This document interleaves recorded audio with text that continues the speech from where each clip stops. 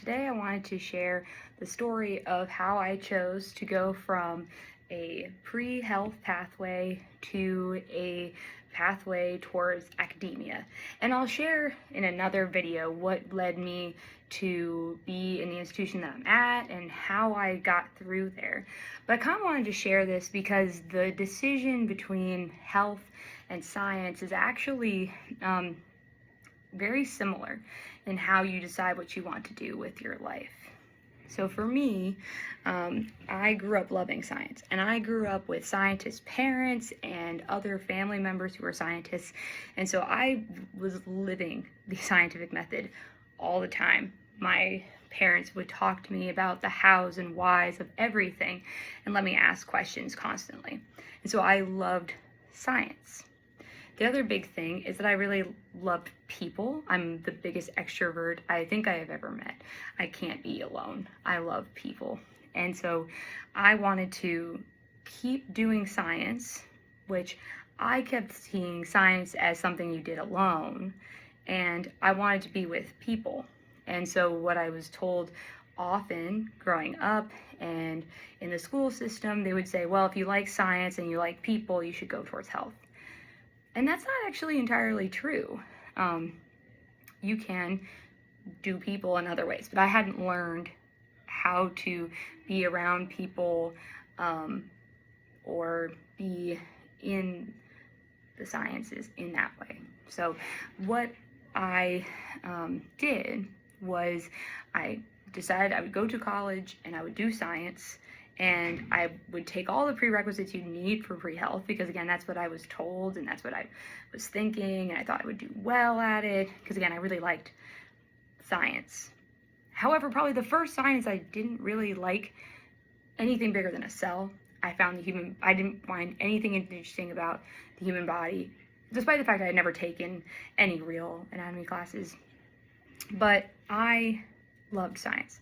And so I went headlong into my studies and kept falling more and more in love with the scientific process and asking questions and things like that. And it wasn't until I started doing shadowing in hospitals and asking doctors more questions that I realized that medicine isn't really liking science and helping people with science in the way that I thought. So what I used to think was you would go into medicine because you understood the science of the human body, and then when you got to the patient, you'd be able to tell them about how the science wasn't working in their body. And the more I shadowed, the more I discovered they would say, hey, actually science hasn't caught up with that. This is the medicine we've given them. We sort of think this is how this works.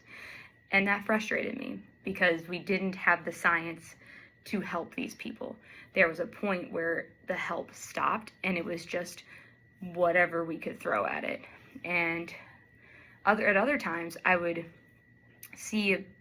talk to the doctor after we'd go through a case, and they would oftentimes talk about things in a checklist of, here is the criteria for a diagnosis, and here's, and does this patient line up with that?